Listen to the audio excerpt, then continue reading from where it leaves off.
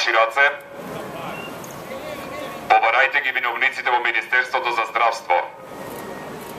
Не молчете, затоа што токму министерот Никола Тодоров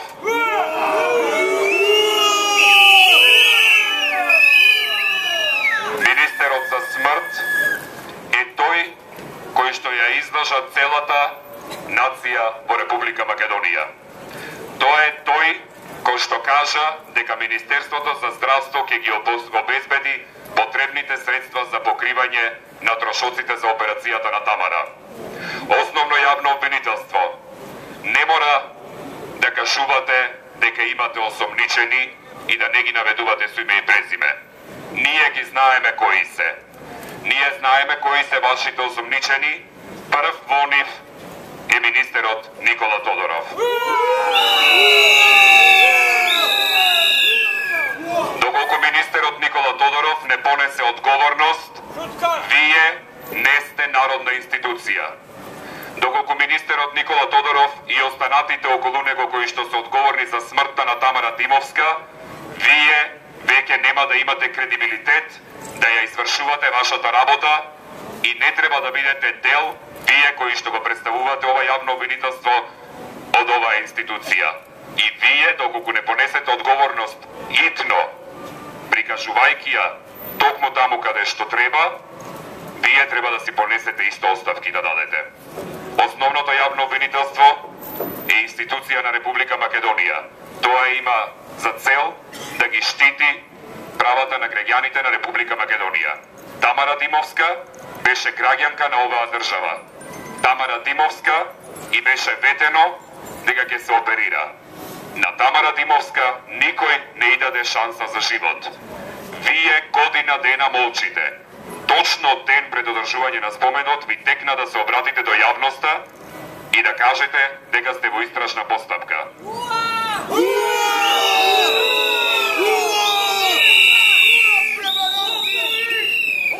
Најпознатата бесмислица која што во оваа држава стана практика е изјавата "Истрагата е во тек". Истрагата е во тек во овој случај за познати сторители. Не е дека сторителите не се познати.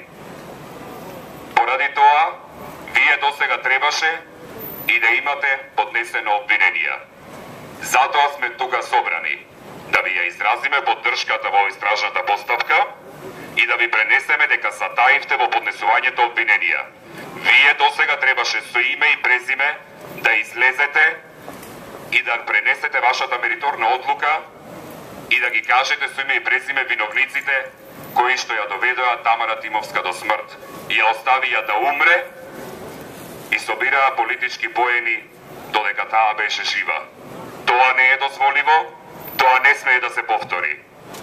И овде на овој собир гледаме дека има случаи кои што го имаат сличниот, ако не и истиот проблем со Тамара. Случаи кои што се заглавени во бирократијата поради папиролошки побарувања над институциите во Република Македонија. Пациентот во Република Македонија мора да биде пред се. Здравието на луѓето во Република Македонија мора да биде пред се. Не смееме да дозволиме институциите да ни ги заглавуваат здравствените случаи и да ни го заглавуваат здравието само затоа што им е потребна документација. Секој од нас, кога ќе оздрави, со задоволство ќе шета по вашите шалтери ако треба и неколку месеци. Но тогаш кога ќе оздрави, дотогаш треба да си ја свртите главата и да кажете дека во оваа држава се, освен здравието, е пред вас. Основно јавно обвинителство. Помина цела година од смртта на мојата ќерка. Не знам кој ви пречеше, очигледно дека некој ви пречеше една година да преземете действија. Очигледно дека не успеавте за оваа година. Кога го најавивме протестот, вие тогаш ви текна дека треба да изјавите, да дадете известување дека всушност нешто не работите. Една година ви беше малце за да сработите нешто. Точно е дека има многу осумничени. Но првиот човек го заборавате. Тој што им наредуваше на сите тие, него го изземате. Зошто? толку ли е таа фотеја добра? Толку ли може од таа фотеја да ви диктира што да правите? И тука ли има вмешано раце? Ви благодарам многу што не успеавте и искрено се надевам дека нема никогаш да успеете да го разречите случајот, бидејќи има многу политички раци измешано тука. Ви благодарам на сите што ми ја давате поддршката, на целата македонска јавност.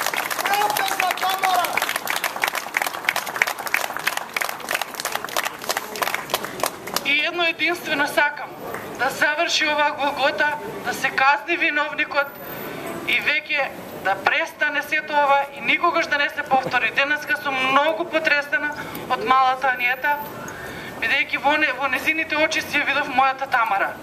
И јас не знам зошто воопшто министерот Тодоров седи на таа фотеја и зошто не помага. И зошто не помага на дечињата кои се нашата иднина. Ми ја седе мојата Тамара, да не се случи повторно да седе наредна Тамара. Ви благодарам многу.